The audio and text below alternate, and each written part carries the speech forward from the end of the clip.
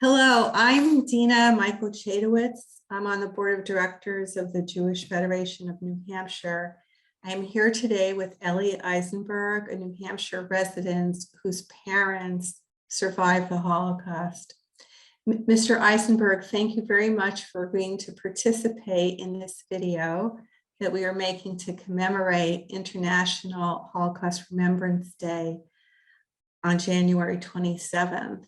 I'd like to talk about your family's life before and during the war, the remarkable story of your father's survival and your other family members, and then get your thoughts on what we in America should be thinking about today, given what happened during the Holocaust. Thank you. So your dad was born in 1922 in Poland? Yeah, my dad was born in a small town in Poland, a town called Iwansk. And he was he had 8 siblings, and his father was a trader of horses, and they lived in a very, very rural area, a very poor area of Poland. And they made their living trading horses, and they continued that until the Nazis came in 1939. And actually, my grandfather took a Polish partner, so he was actually able to continue to trade horses. Horses were a necessity to the Germans, and so they allowed my father to my father's father to continue to trade horses, but he worked with a non-Jewish Polish person, because they were oppressing the Jews. Elliot, what was your dad's name? Nuta. My dad's name? My dad was Yechiel Alter Ben Shulam Nuta. Right before the Germans invaded Poland, your family had a sense that something was going to happen. Is that right? Yeah, they did. The politics in Poland changed a lot from 1935, and the anti-Semites became a lot more powerful. And they had heard about, and not only heard, but they had seen there were Jews that were being sent to Poland, and they knew about Kristallnacht and the things that were happening and in Germany and in other parts of Poland. But my dad would always say that they just thought that it wasn't going to happen to them, that these things were happening in other parts of Europe. But I guess it was denial. It was denial that I guess, yeah, that he knew these things were going on. It wasn't like they didn't know.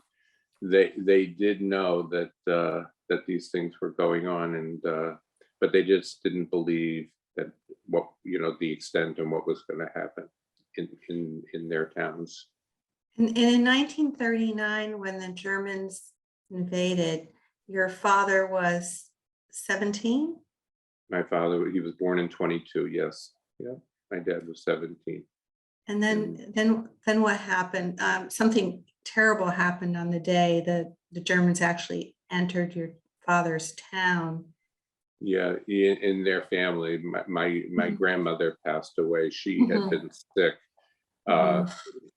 She had my father described it as like asthma, and she passed away when the Germans came in. So she's the only member of my family who was buried in a grave, and actually one of the things that my father and my uncle did after they were able to escape from the slave labor camp is they made their way back to Iwansk because they wanted to say Kaddish at her grave. So what happened when the Germans arrived in your dad's town? Yeah, they set up like ghettos. The Jews were separated from the other people. You know, a lot of the people, the Jewish people, they had, you know, different types of businesses. Mostly it was like little trading kind of businesses, rags and things like that. And then they would live like in the back, and you know, they were oppressed, the Jewish people. My dad, you know, witnessed like 2 different massacres that occurred by the cemetery, where, you know, the Nazis took out a group, you know, and if they felt that, you know, like you know, one Jew had done something, either stole some food or something like that, they would make an example and murder a whole group. So, you know, they were able to live, and in you know, after a year or so, they were picked up by it was really the Gestapo, and they were taken probably about a half hour to a town called Starkovich. And Starkovich was a slave labor camp. They had 3 different factories there, and my dad spent 3 hours, my dad and his brother, 3 years working in this camp. That was your dad and his older brother. What happened to the other 6 siblings, his father and mother? Yeah, they were all left in advance, and my parents, my father found out later, when he made his way back to Advance, that the entire town was cleaned out, and everybody was sent to Treblinka. So they were, to the best of his knowledge, they were killed in Treblinka. Treblinka, for the students who may be watching this, was a concentration camp, and where was it? Also in Poland. It was in Poland, and it was a death camp. As far as I know, nobody survived Treblinka. You know, there may have been a few people, but it was a death camp. It wasn't a work camp. Your father's older brother, the one who went with him to the work camp, he was 27. He was 10 years older than your 10 years dad. old. Yeah. So, and is my memory correct? He had a family that was also his own family, a wife and 2 He had children. a wife and 2 children that were killed in Advance, while, you know, when they were at the slave labor camp, when he found out, when he went back to Advance after the Russians over the town. Your dad and his brother have a remarkable story of surviving the work camp. Do you want to tell us a little bit about that? Yeah. Well, even my dad and his brother, they did what it took to survive in a lot of different ways. You know, they were able to. There was one time when they were cleaning out this town, and my father ended up surviving because he volunteered for town work, and the town work was literally cleaning out the bodies that were left in the houses, and then it got to be, and they survived. I know a lot about how they survived, and they survived. They saved each other. Really, it was an example where either, you know, my dad was saved my uncle, or my uncle saved my father, and in the end, they survived. They knew that the Russians were getting close to where the slave labor camp was in Poland, and that and the Nazis were, you know, they thought that it was getting near the end, so they wanted to try and ship as many Jews as possible from this camp to Auschwitz and kill them, send them to the crematories. So my dad and a group of about 200 people, they made an attempt to escape one night, and they didn't make it. They weren't able to breach the barbed wire fences. And then the next day, the Gestapo took them out, and literally there were people, you know, that had tried to escape, and they were tangled, and, you know, every kind of horror you can imagine, the Gestapo was telling the prisoners, this is what's going to happen to you if you try to escape again. And they all also, a group of about, I think about half of them, about 100, they looked at each other. It was 11 o'clock in the morning, in the day, and they ran towards the woods. And my dad and his brother were among about 15 that actually made it into the woods, and they survived. And then they made their way back to Ivansk, and they got help from righteous Gentiles. There was a woman that my uncle had known before from a farm, and she gave them food and shelter for a few days. And there were there were Russians that helped them along the way, and they made their way back to Ivansk. And it's really an amazing story. Do you know how long they were in the forest? About 6 months. Incredible. Yeah. When they got back to the But town, we knew some of the people because my uncle was a horse dealer with my grandfather. So some of the people, the different farms, they knew my uncle, and there were good people. There were good people who, righteous Gentiles who risked a lot to try and help the Jews. My father, he also told us a story one time that there was a family where people, they protected Jews, and this was the story. My dad, you've heard the expression where the Nazis would say, "Well, I was just following orders," So my father told a story about this righteous Gentile family, and 3 of the members of the family were executed for what they did. And then the SS, they leaned down to these young men that they had just executed, and they made a joke. They said in German, "Look at how good they're sleeping, they're schluffen," And my father said, executing them was following orders. Making fun of them when they were gone was being a sadist. So when your dad and his brother got back to their hometown, they found it was pretty devastated. Do you know about how many people from that town were lost in the war? My father believes that there were about 4,000 people in his town that were killed. Yeah. So reading your father's amazing written account, the town before the war reminded me of the shuttle in Fiddler on the Roof. And I have this is that a fair description? So life went from this humble but still rather wonderful, quiet life in the countryside to complete horrors and devastation. When did your dad get to America?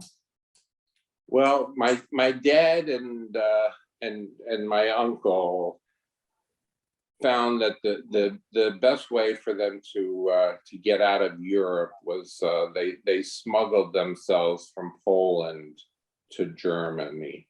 It wasn't easy to get out of Poland and get to the West, either because they wanted to go either to Canada or Israel or the United States. And their first choice was actually Canada. My uncle had some family in Canada, and he ended up going to Toronto. They were out of Poland and in Germany in 1945. My mother and my father were married in Turkheim, Germany in 1945. My father also had a funny story that he told about that. My dad was fair-skinned and blue eyes, and he didn't look like the typical Jewish look or something, because he was fair and he had blue eyes. And my mother was dark, and when they were trying to smuggle, they had phony papers to smuggle themselves from Poland into Germany. And the guard was trying to stop my mother from going into Germany. So my dad traded a pair of boots that he had to get my mother through the checkpoint, and he would joke around, say, well, I hope you were worth that nice pair of boots. They were able to make jokes about things that nobody would even think, when you think back what the situations were, but they were able. But in 1945, they were in Germany. They spent 4 years in Germany, and my uncle had immigrated to Toronto, and my dad wasn't. He got denied going into Canada. My dad, either he was exposed to tuberculosis, but he would always test positive for tuberculosis. So they ended up coming to the United States. My mother had a second cousin in New York, so they took a boat. I think it was like 6-8 week boat from I think it was Bremerton to Boston. They went to Boston, and then they went from Boston to New York.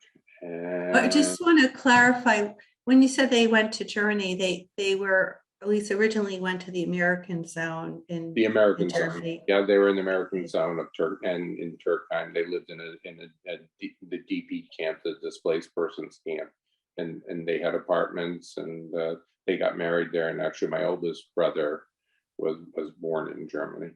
Then in America, your dad really made the best of things. I read that he worked in the garment district in New York, and he had a chicken farm, and he was a bus driver. He was quite an industrious fellow.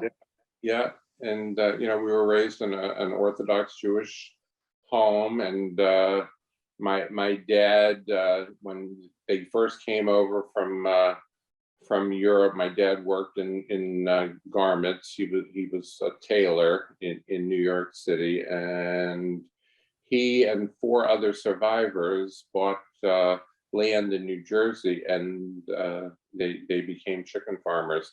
They were sponsored by, there were different groups, like philanthropic groups, that sponsored survivors and helped them get the farms. There were a lot of survivors. We knew a lot of survivors who were chicken farmers in New Jersey, and actually my dad's trip from Europe was the group was Hayas. They sponsored him. They're still around. They're still doing good things now.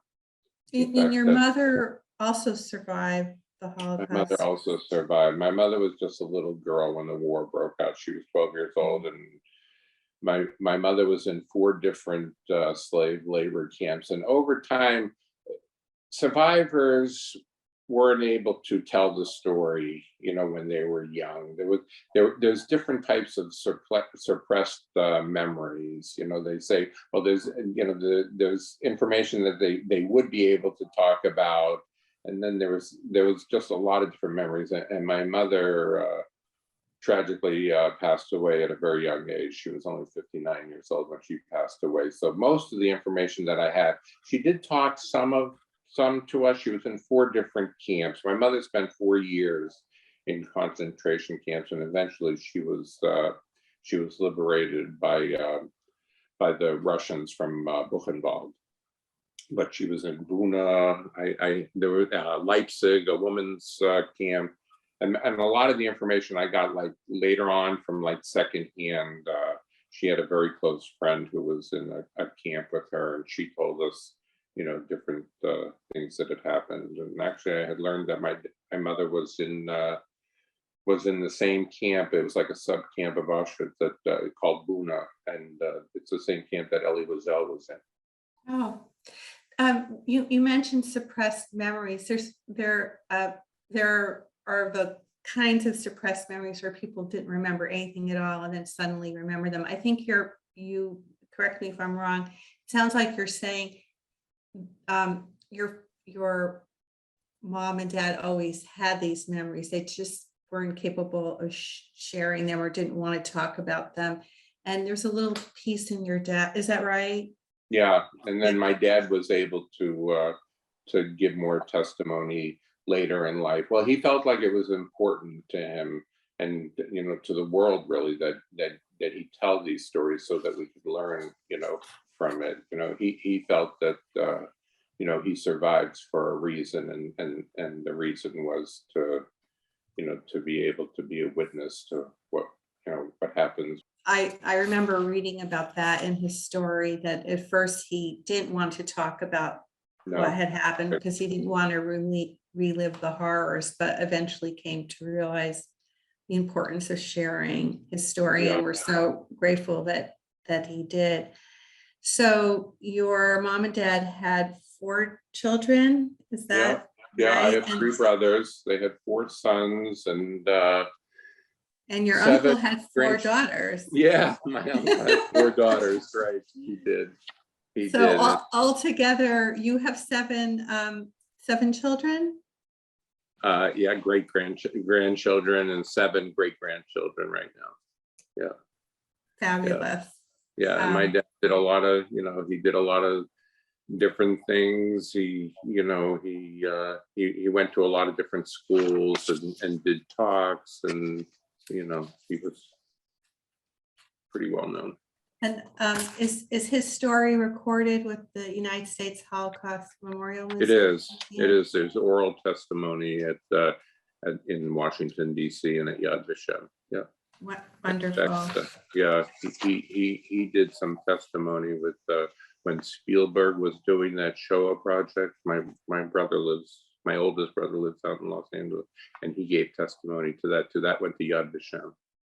So we are hoping that this video will be viewed by young people, students, middle, junior, and high school students. What do you want them to know or think about your family's experiences in the Holocaust?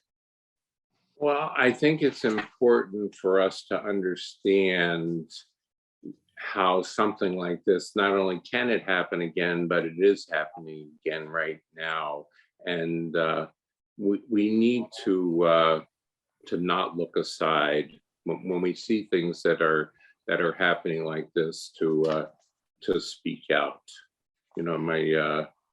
My parents were very active when it came to supporting groups that were for human rights. When you say when we see things like this happening, do you mean anti-Semitic incidents? Do you mean Anti-Semitic, and if somebody calls somebody a name or something like that, Mhm. or a derogatory, a racist term or something like that, that was the worst thing. My father wouldn't turn away. He would confront somebody. You'd hear, if somebody used a racist expression, they would hear about it.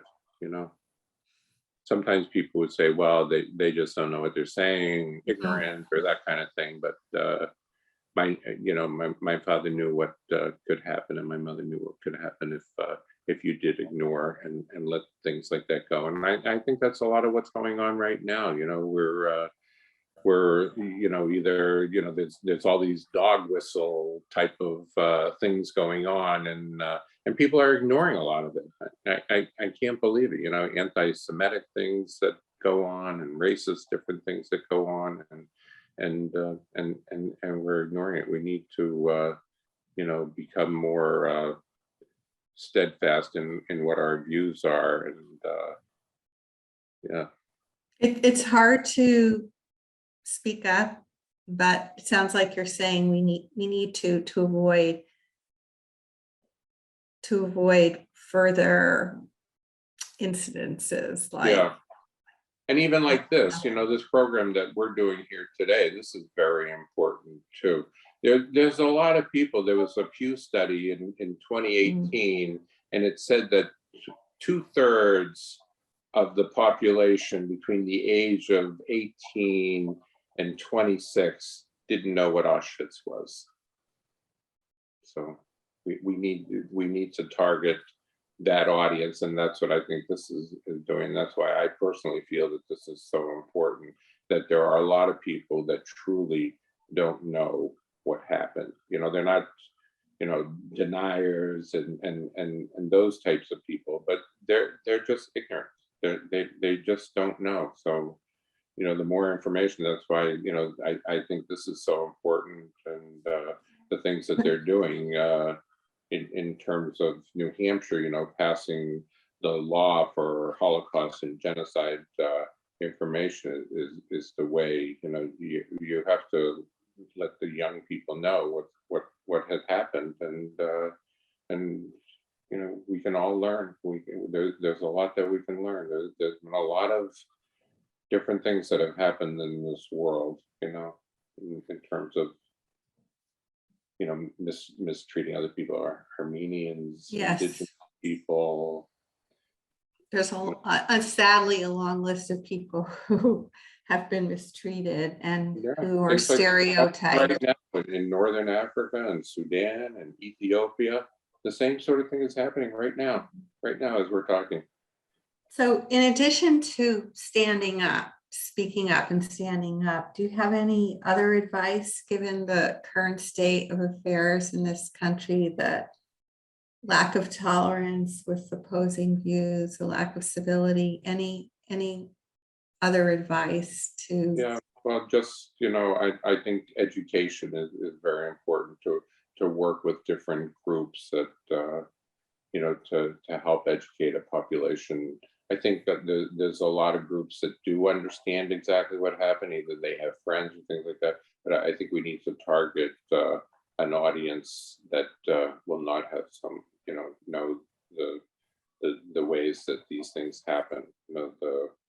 It wasn't just the Nazis; it was the collaborators that allowed this to happen, and they were supporting what was going on, and so we need to educate so people really understand. It's not just, it wasn't just the Nazis that caused the Holocaust. Far from it.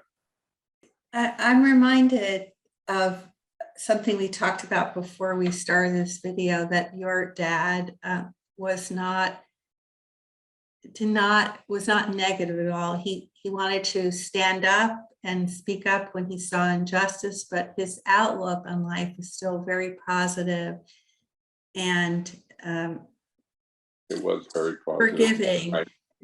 Yeah, very, very, he loved America. He became a citizen in 1953. He was very, very thankful for everything that America and the people that in America, what they did. It truly was the land of opportunity for him. And literally, he pulled himself up from the ashes and made a decent life, There's that Jewish expression, my dad was a mensch.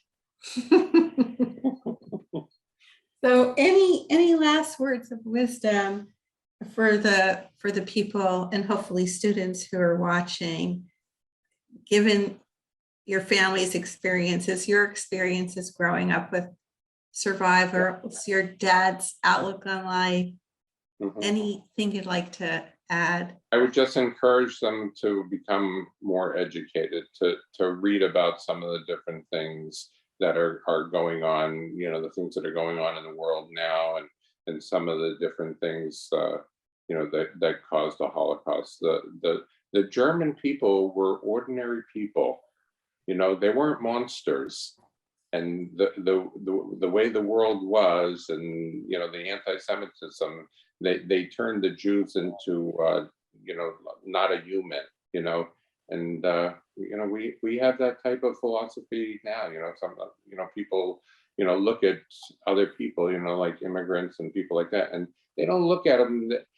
My dad used to have an expression that he would say, when you look at people, he said, always look up to people. Don't look down at people, and I think things like the Holocaust happened when people were looking down, that the Jews and the homosexuals and the other people that were murdered, they weren't human beings. So always look up to people, no matter who that person is. Look up to everybody. Well, your dad sounds like just a wonderful human being. He was. Thank you so much for Well, joining thank you. us. Well, thank you. Thank you very much. Thank Yeah. you.